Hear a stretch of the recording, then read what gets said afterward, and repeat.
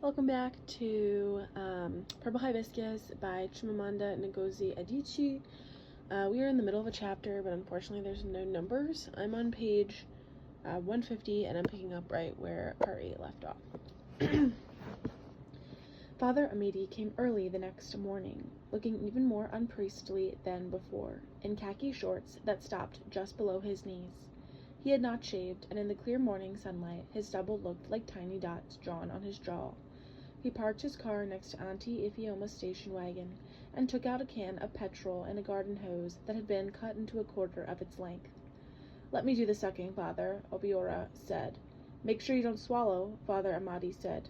Obiora inserted one end of the hose in the can and then enclosed the other end in his mouth.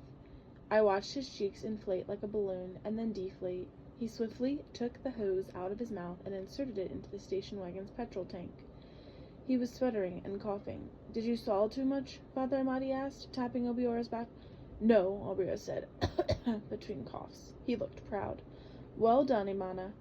You know, sucking fuel is a skill you need these days," Father Amadi said. His wry smile did little to mar the perfect clay smoothness of his features. Auntie Ifeoma came out dressed in a plain black boubou. She wore no shiny lipstick, and her lips looked chapped. She hugged Father Amadi. "Thank you, Father. I can drive you to Abba later this afternoon, after my office hours." "No, Father, thank you. I will go with Ibiora." Auntie Ifeoma drove off with Ibiora in the front seat, and Father Amadi left soon after. Chima went upstairs to the neighbor's flat. Amaka went into her room and turned on her music, high enough that I heard it clearly from the veranda. I could tell her culturally conscious musicians apart now. I could distinguish the pure tones of Onyeka, Onwenu, and the brash power of Fela, the soothing wisdom of Osadebe. Jaja was in the garden with Auntie Ifeoma's shears, and I sat with the book as I almost finished reading, watching him. He held the shears in both hands, above his head, clipping away. "Do you think we're abnormal?" I asked in a whisper. "Genie? Amaka says we're abnormal." Jaja looked at me, then away, toward the line of garages in the front yard. "What does abnormal mean?" he asked, a question that did not need or want an answer, and then went back to trimming the plants. Auntie Ifeoma came back in the afternoon when the buzz of a bee around the garden was almost lulling me to sleep. Ibiora helped Papa Nunkawa out of the car, Papa Nunkawa leaning against him as they walked into the flat. Amaka ran out and pressed her side lightly to Papa Nunka's. His eyes drooped, his lids looked as though they had weights placed on them, but he smiled and said something that made Amaka laugh. "Papa Nunkwa, no," I said. "Kambili?" he said weakly. Auntie Ifeoma wanted Papa Nunkwa to lie down on Amaka's bed, but he said he preferred the floor. The bed was too springy. Abiora and Jaja dressed the spare mattress and placed it on the floor, and Auntie Ifeoma helped Papa Nunkwa lower himself onto it.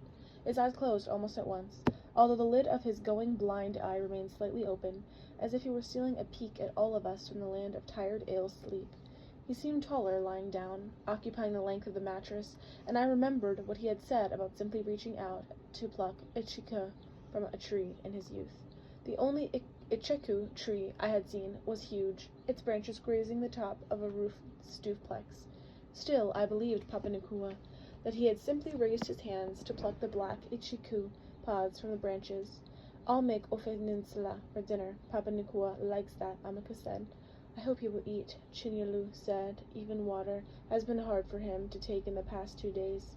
Auntie Ifeoma was watching Papa Nukua. She bent and flicked gently at the rough white calluses on his feet.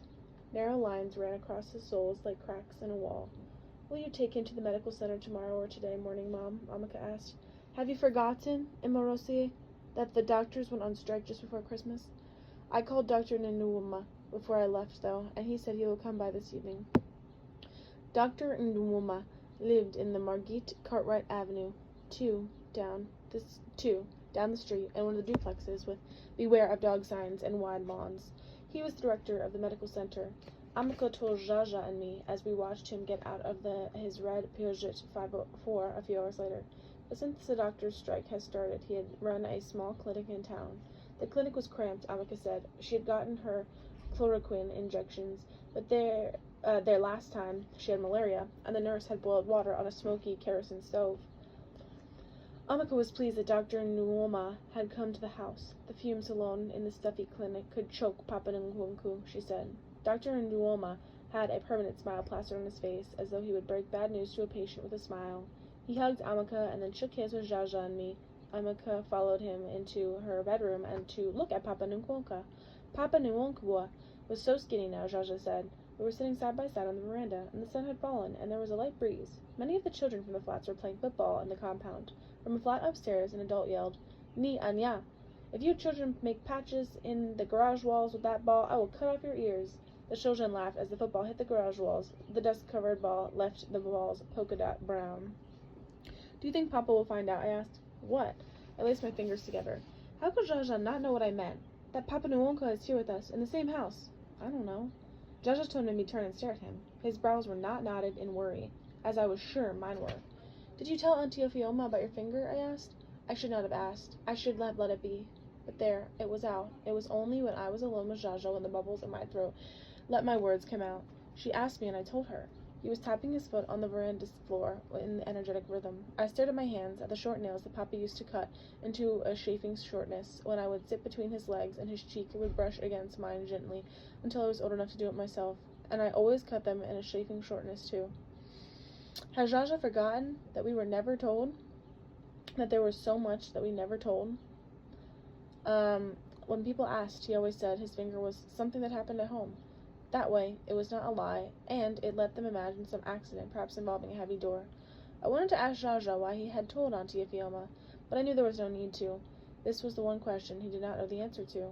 "I'm going to wipe down Auntie Ophioma's car," Jaja said, getting up. "I wish the water ran so I could wash it. It's so dusty." I watched him walk into the flat.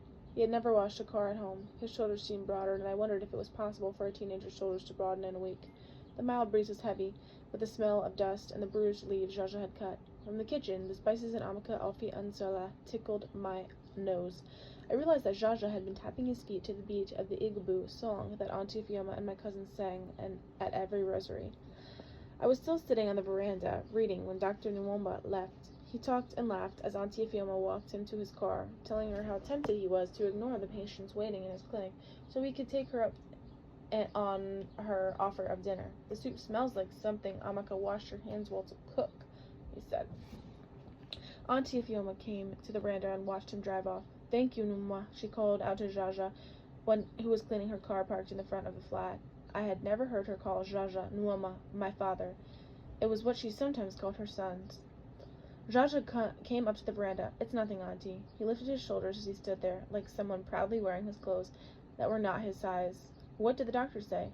"He wants us to get some tests done. I will take your Papa Nwonka to the medical center tomorrow. At least the labs there are still open."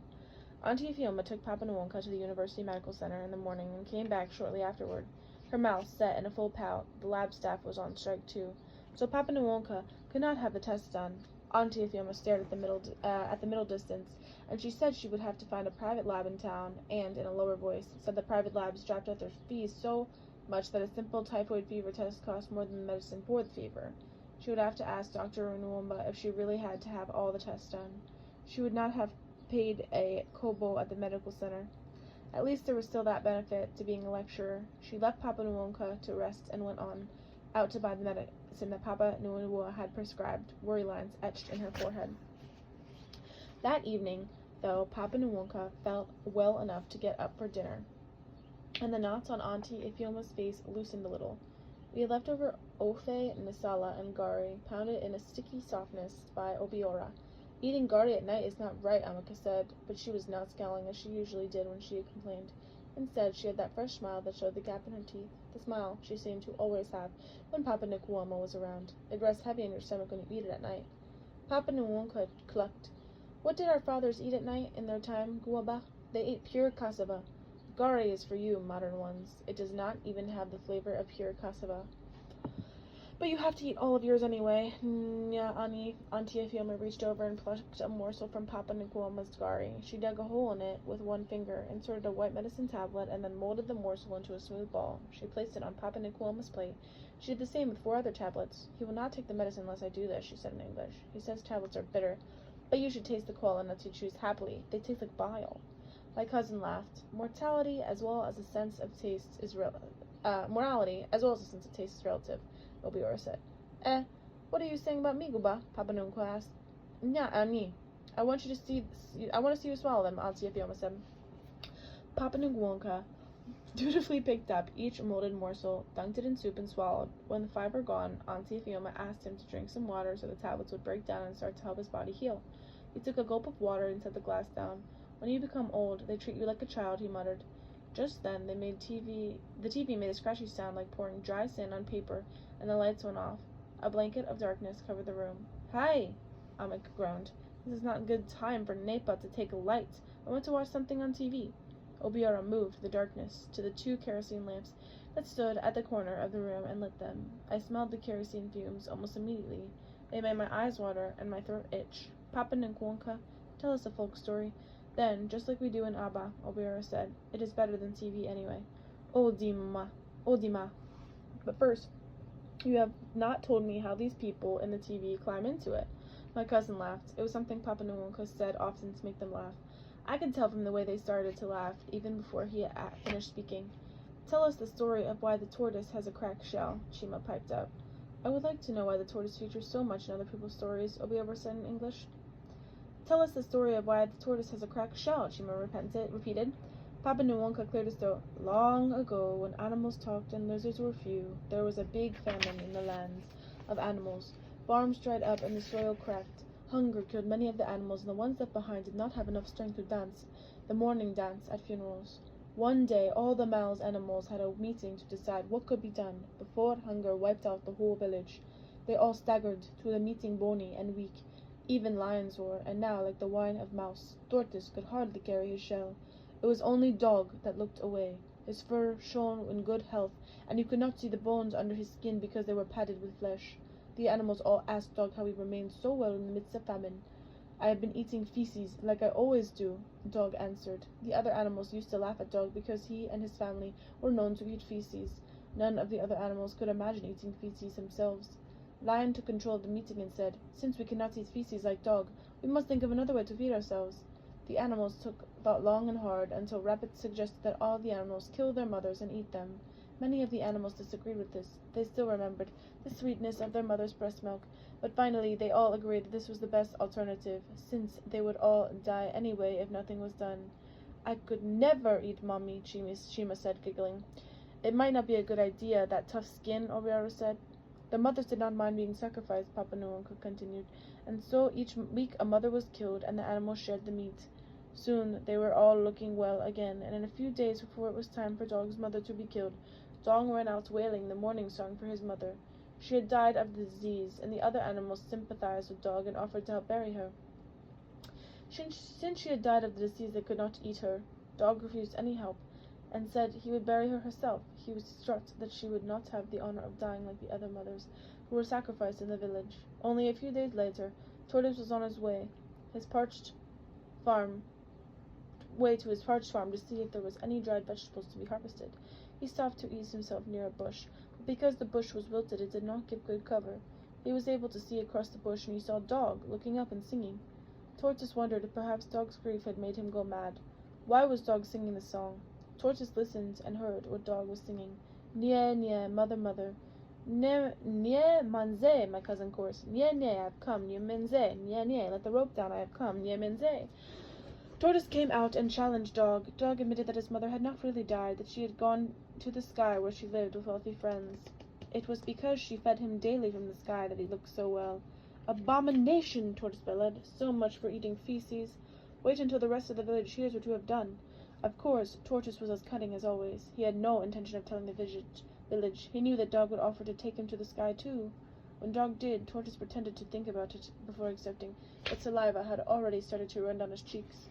Dog sang the song again, and a rope descended from the sky, and the 2 animals went up. Dog's mother was not pleased that her son had brought a friend, but she served him well anyway.